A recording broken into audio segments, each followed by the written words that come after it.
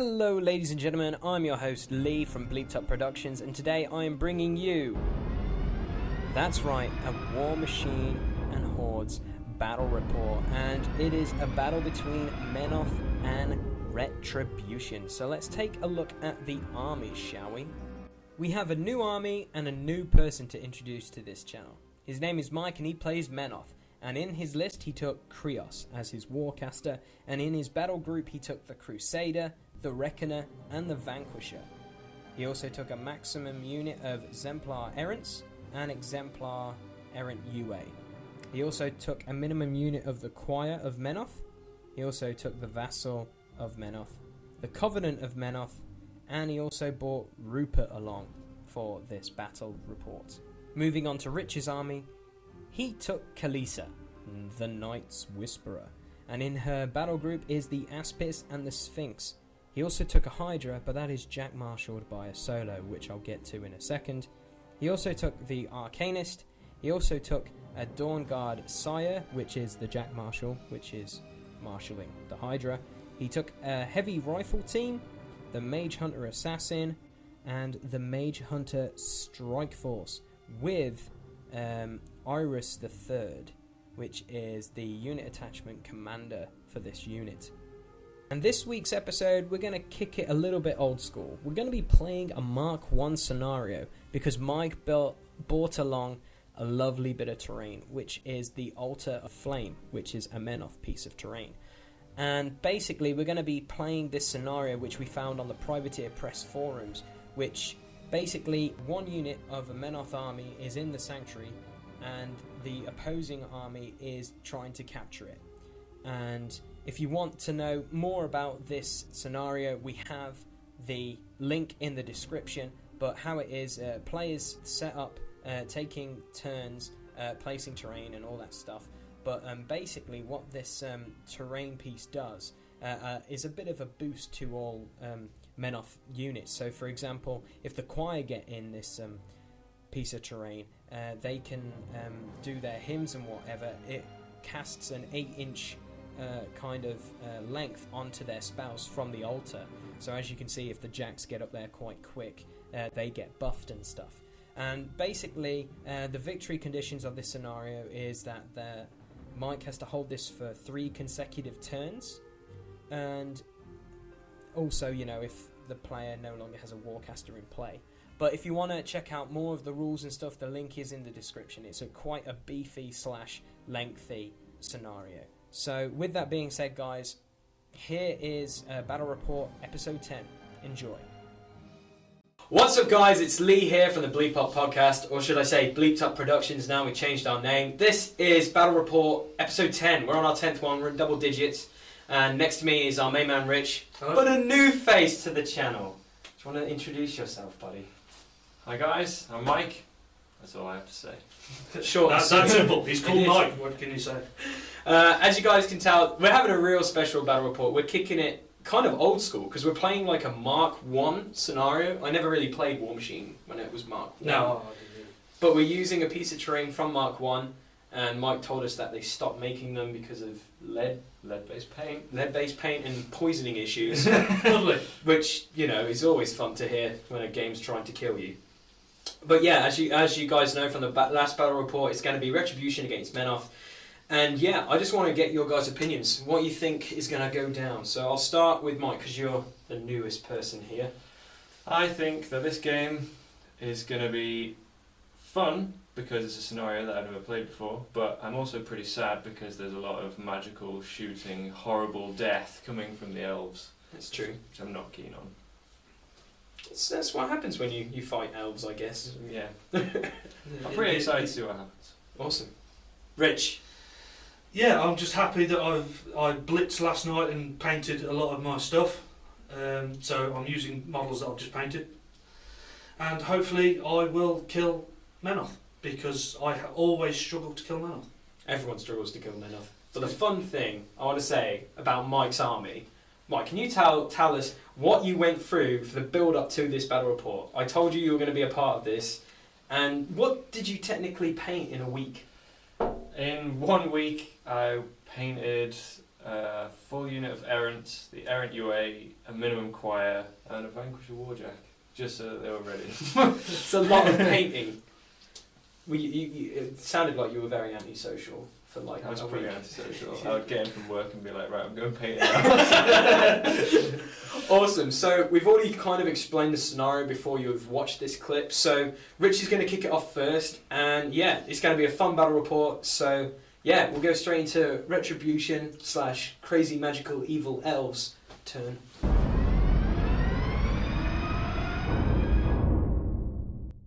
Retribution turn 1. Kalisa allocates 2 focus to the Sphinx, 1 focus to the Aspis, and she keeps 4 for herself.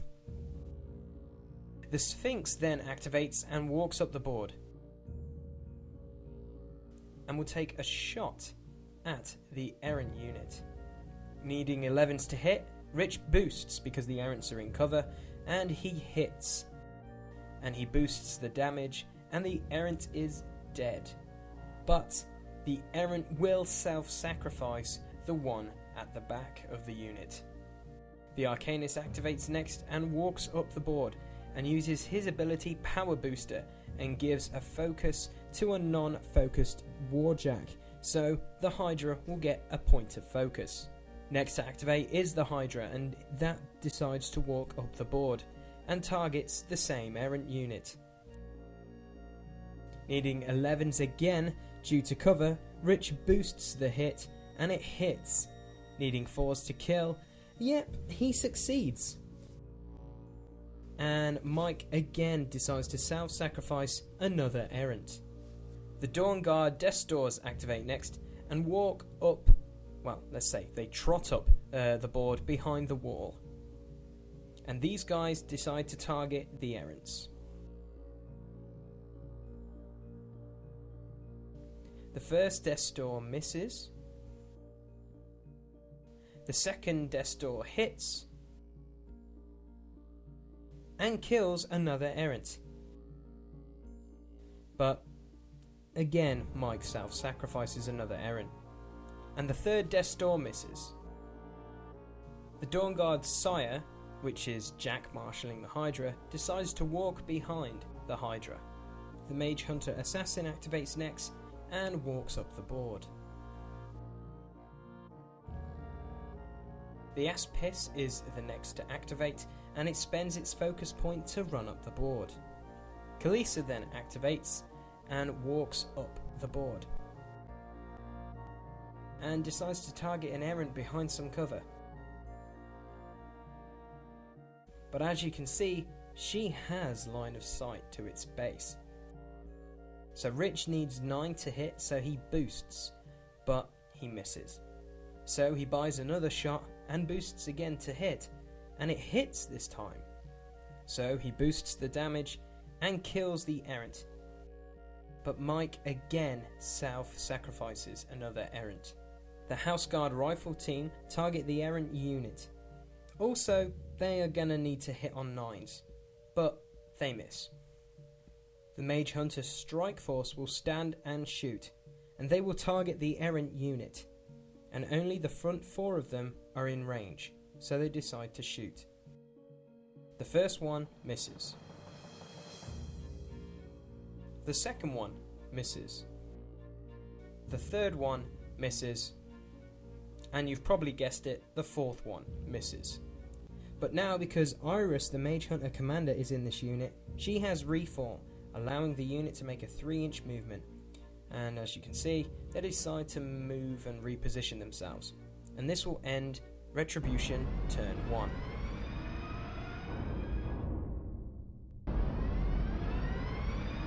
Menoth turn 1. Krios allocates 1 focus to the Crusader, 1 to the Vanquisher, and 1 to the Reckoner, and keeps 4 for himself. The Errants activate and position themselves behind the walls of the Altar of Flame. But the commander/leader of the unit moves back to hopefully get some magical buffs from the units behind them. And guess what? They are still in his command range. What a ballsy move. The errants then decide to target Kalisa, and after a few minutes of, discussion, he is in line of sight with her, and 2 errants decide to shoot her.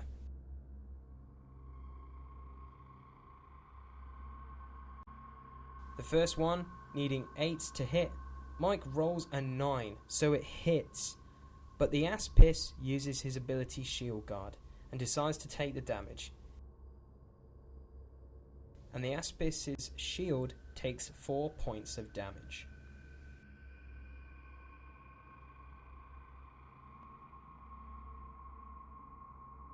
The second one will shoot at Kalisa, needing 8s again, but misses. So, some more errants decide to target the Aspis. The first one hits, but does no damage. The second one also hits, and again does no damage. And the third one just misses completely. One errant will target the Jack Marshal and needs 9s to hit due to Iron Sentinel giving him a boosted defense and armor of +2, but unfortunately he misses. The Crusader then activates and spends the 1 focus to run up the board.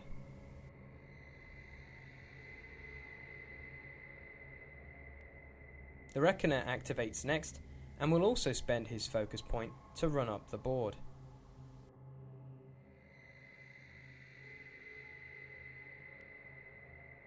And the Vanquisher will follow suit, as you can probably guess, and spend the 1 focus to run up the board.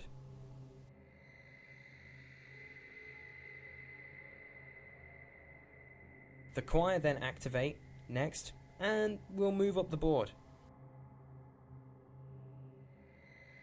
And will sing a hymn of passage on the Warjacks. And the hymn allows the Warjacks not to be targeted by non-magical ranged attacks for 1 turn. The Vassal activates next and walks up the board and will cast the spell of Enliven on the Vanquisher, which, if the Warjack takes any damage, he can make a full advance and then Enliven expires. Rupert activates and walks up the board. He then plays the Song of Heroic Call on the Errants. And you know what, I'll let Mike tell you what it does. Do do do do do do. Everyone gets fearless and tough. The Covenant of Menoth, aka the Book, decides to move up the board and will preach about the power of faith, giving anyone in its command range the ability to not be stationary or get knocked down for 1 turn. The last model to activate this turn is Krios, and he will just simply walk up the board and camp all his focus. And that will end Retribution turn 1, and Mike will get 1 point for the scenario. So, end of turn 1. A lot of stuff did run, but there was quite a lot of death.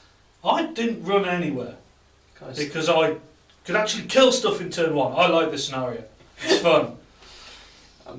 It's a very impressive scenario. I'm really enjoying filming this because I'm filming it. I'm not really taking part in it. But yeah, let's hear back from you guys how turn 1 was for you guys. So let's go with Mike, because obviously you guys took quite a fair few casualties. Yeah, the Errants took more casualties than I would have liked. It's nice that they got the cover bonus, because obviously not being able to put Defender's Ward on them or tough or no knockdown is sad. Hoping by the time we get to my turn 2 I'll be able to get that on there properly, and hopefully they're just going to survive until then. And then soon hopefully the Jacks will be in close enough where they can do a decent bit of damage, because at the moment they're a bit out of the fight.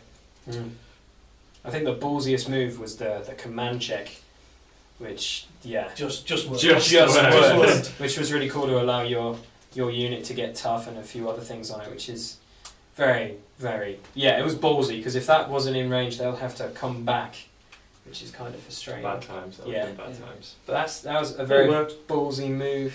But yeah, moving on. Rich, your first turn. What's just give us a quick recap. What you? I was quite impressed with the 4-5 errants that I killed. Yeah. That worked pretty well. I mean, hopefully I can get him out this turn, but I've got to get something onto that podium or terrain piece, whatever we call it. Podium. The podium with a cross on it. The podium of Menoth. I've got to get something on it, else otherwise he scores another point, and then the third point he wins. Yeah. So I've got to get stuff in there, which I'll have to see how it goes, really. It's kind of like a religious mosh pit, I've just realised. Just like thinking about it, it's just like, our shrine gives us bonuses, but still we might die, you know. It's kind of we're holding it till we die. Yeah. So hopefully it will be soon.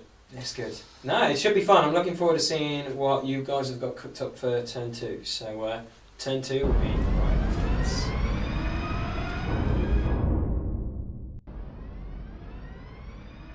Retribution, turn 2.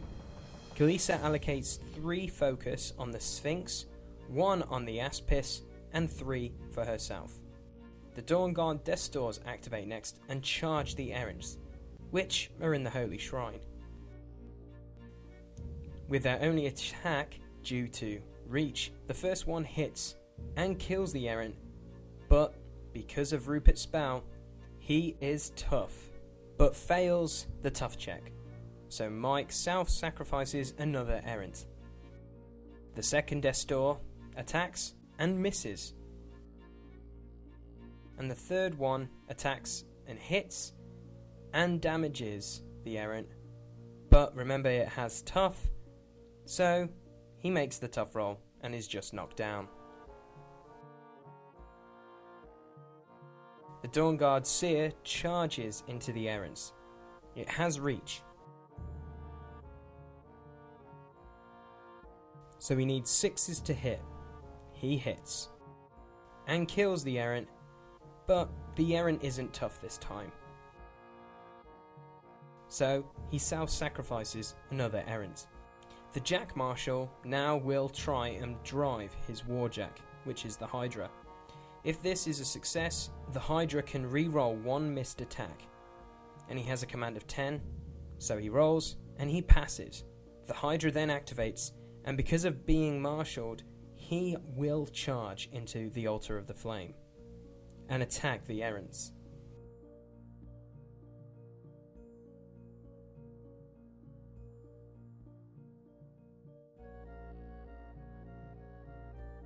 He hits the errant and kills it.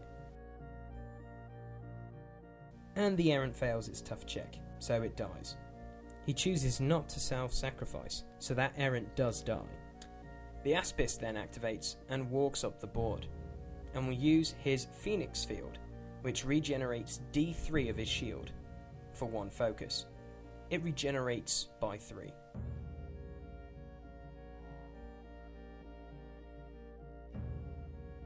The Sphinx then activates and charges the errants.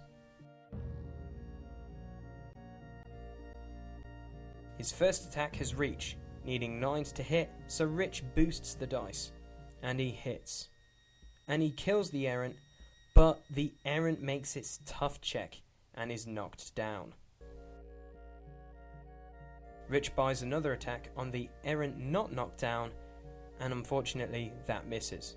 Kalisa then activates next and walks up to shoot at the errant, which isn't in combat with the Hydra and the Death Stores, because only the Death Stores have reach on the charge. Needing 9s to hit, Rich boosts and she hits, but doesn't kill the errant. So Rich buys another shot and boosts it. It hits again, and again it fails to kill the errant. But now Rich has moved on to the next model, forgetting to pop his feet, so just remember that for later.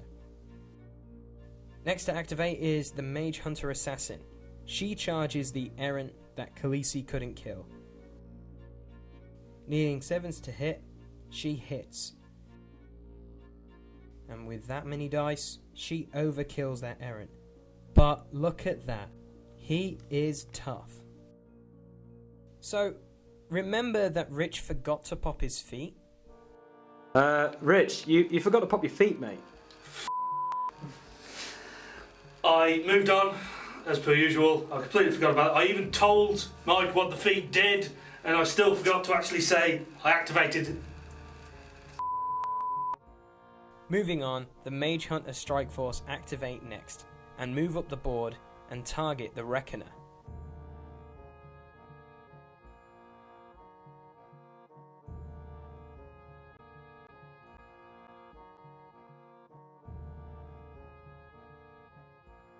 The first one misses.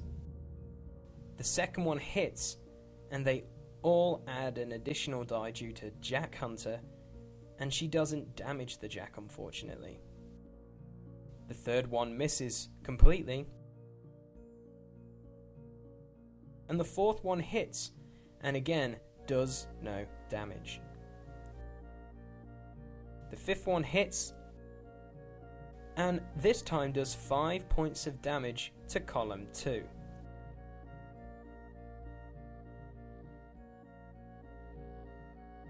The final hunter hits and does 1 point of damage to column 5.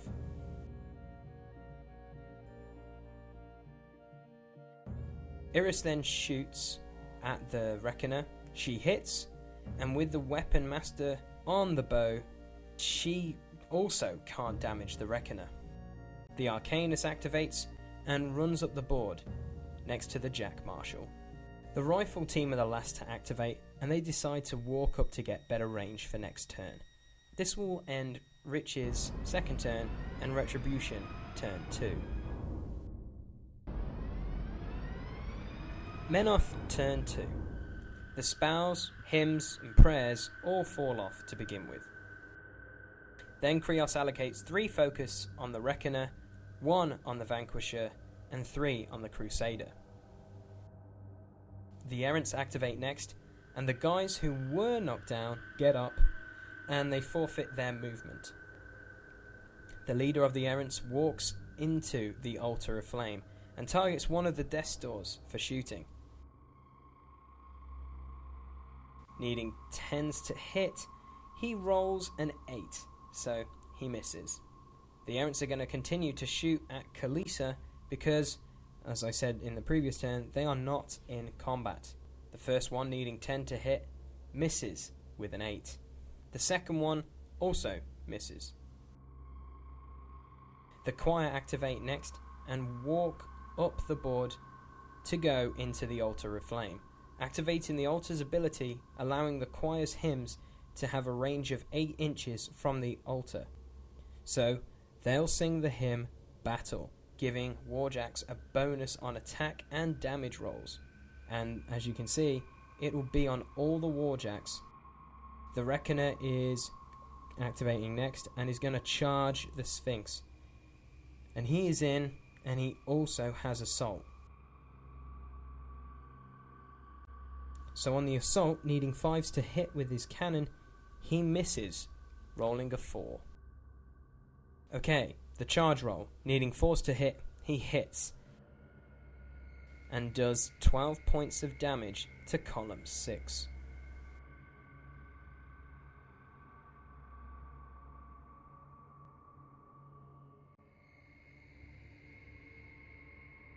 He buys a second attack, that also hits, and it does 11 points to column 3.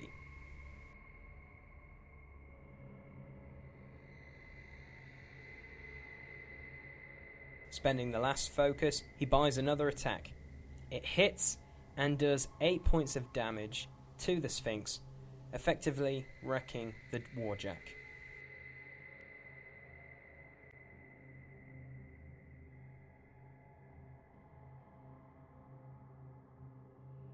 The Vanquisher activates next and decides to walk up the board and targets Iris the Third. It scatters because the Strike Force have stealth, but the scatter works out for Mike and it gets Iris and 3 other mages. It basically goes 1 inch to direction 4. So Mike will boost the damage on Iris and straight up kills her. And as you can see, Rich draws this on his phone. And with all the other dice rolls needing 3s to hit, he kills the other Strike Force mages.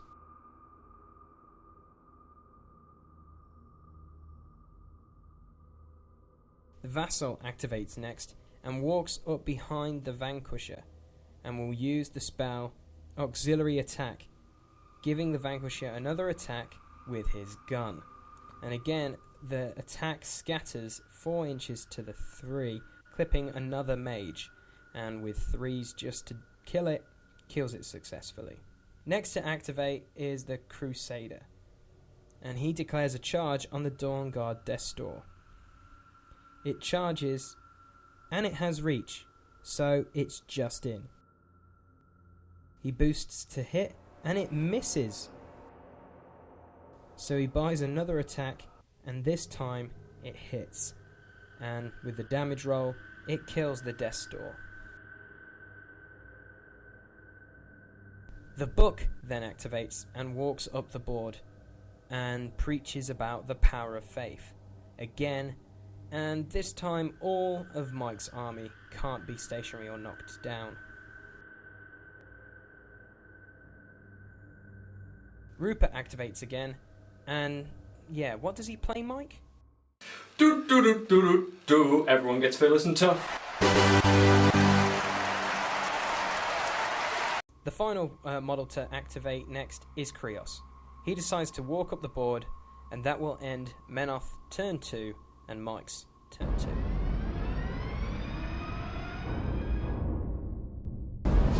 So, turn 2. Bollocks. Pretty happy.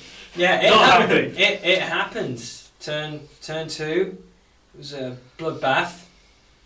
Because I screwed up. Yeah. Forgot to pop my feet, and then everybody decided to tell me after I moved a couple of other units.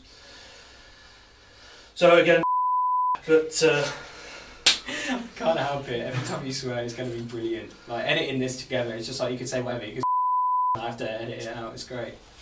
So you I'm can just say going to whatever. boon in front of the camera. Yeah. Oh man, no, it's unfortunate. Honestly, if you've remembered your feet, honestly, I think you could have done quite a bit of damage. Well, no, Mike wouldn't have done the damage to me. Yeah, that was If I'd it, sorry. remembered- if I'd Mike remembered wouldn't my have feet. put out that much. That would have been the difference. Yeah. So I now I'm on a bit of a comeback. So It's going to try. It's gonna. Oh, it has to. But no, I have to do something. Yeah. Mike, how was that for you? I think it was pretty good. The fact that he forgot his feet was the true winner here. And he killed fucking Iris.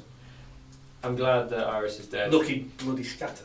No. She should always be dead. Always. In all fact, I thought, you know what, I'm going to try the commander. I might like one out of the 3 variants, but still no. I don't know. I think it's quite comical because whenever you field her in any kind of Warmachine game, everyone's like, "Oh, you have her. Let's kill her." You know, it's kind of like what's his name, Gorman. Yeah. Gorman to Wolf. Sorry. They're like, "Oh, you got Gorman, eh? Let's kill him also." So it's like, Target priority 1. it's like mercs you pay all that money for, all your points for a merc that everyone is going to just throw artillery at. So it's brilliant. But they're not throwing artillery at you at the stuff. So That's true. That is a good point. Very true. A 2-point model, or no, she's 3, isn't she? 3 points. But what's their unit commander? Is she like a different? I don't know what it was because you drew on your phone, so you just continue to draw on your phone. So I actually can't read the card. So it's quite comical. Oh, but no, it's turn 3 is going to be interesting because it's going to be obviously you're going to pop your feet this turn. Yes, if I remember. I will remember. Yeah, I and will. I think it's just trying to figure out how to deal with this. Deal with a quite massive problem. Yeah. Because if I don't get rid of the Warjacks, then they're going to overwhelm me. Well, you know, if you've got to figure something out because Mike, you're already on 1 point. yeah. And you need 3 points. So it could be quite dangerous. The Asp will have to do something. It's going to not have gonna to. do anything.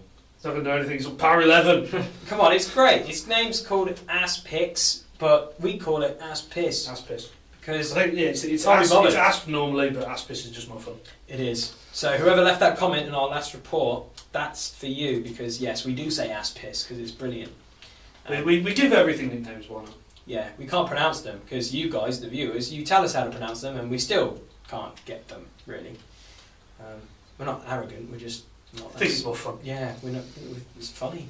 Come on. Clearly. But anyway, we're just babbling a bit. We're going to get into turn 3 now. And Rich, we're going to see if you can pull something off amazingly. You know, I'm looking forward to it. Gonna try. Should be fun.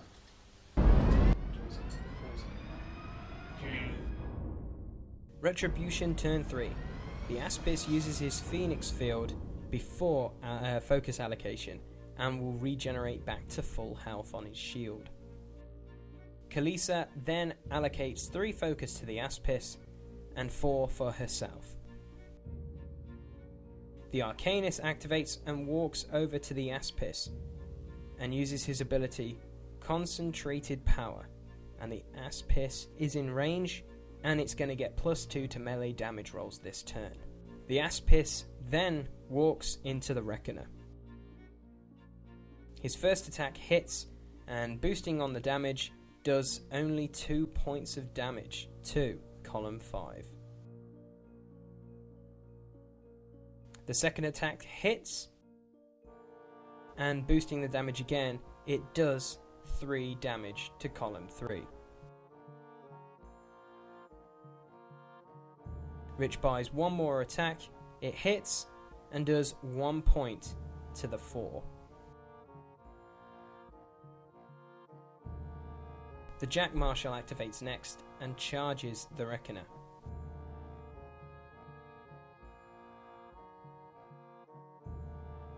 Needing 2s to hit, he hits and does a whopping 11 points to column 3.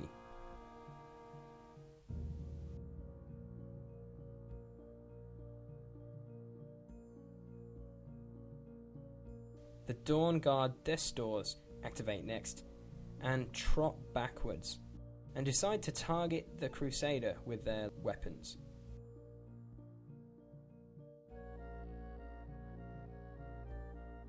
The first one misses. The second one hits and does 4 points of damage to column 2. The Mage Hunter Strike Force activates and charge into the Reckoner. One's in the back arc and the other one just moves up. So the first one that charges hits and does 6 points of damage to column 6.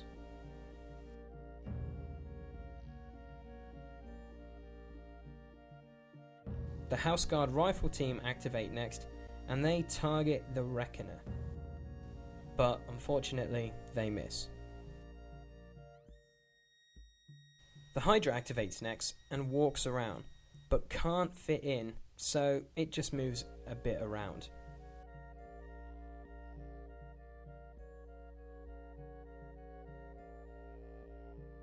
The first attack hits, and it kills the Errant.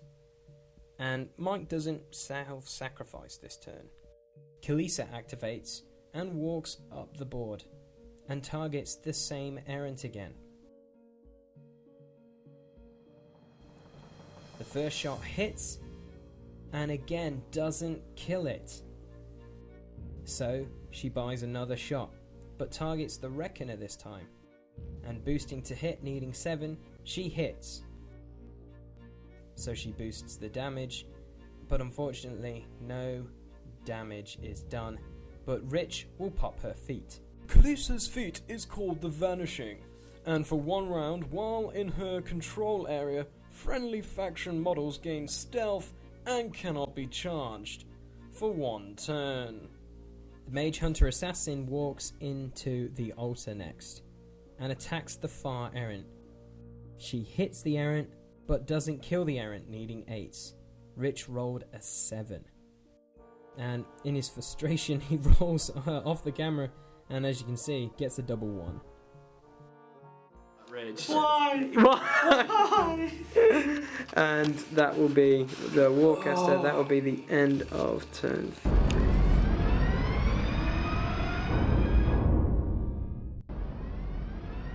Menoth turn 3. All hymns, prayers, and spell effects come off Mike's army. Krios allocates 1 focus on the Vanquisher and keeps 6 for himself. the choir activate and walk up into the altar. They will sing their hymn called Battle, giving all warjacks +2 to attack and damage rolls. Due to the 8 inches from the altar ability, all the jacks are affected. Krios activates and walks up the board and pops his feat, which is called Menoth's Wrath. Krios' feat is called Menoth's Wrath. Any enemy models within Krios' control area are automatically knocked down for 1 turn. As you can see, this is everyone of Rich's army except for the rifle team. Okay guys, we made a bit of a boo-boo next, and because of the craziness of this battle report, and when I realised looking back on editing this, we kind of forgot about Rich's feat about all his unit having stealth. So what happens next was kind of a rule breaker. So yeah, sorry about that guys, and yeah, just remember, we make mistakes so you don't have to. Moving on anyway, Krios will target Kalisa with the spell Immolation, a short fireball spell, but if the caster rolls are critical, target model suffers continuous fire. And as you can see, it is within range, just after a 5-minute check/discussion, so the first fireball hits and deals 5 damage to Kalisa. He casts it again and rolls a crit on the hit, so she is on fire. And on the damage roll, she takes 7 damage. Mike casts this spell one more time. It hits and deals 7 damage, killing her, giving Menoth the win in a kind of hilarious, naughty way.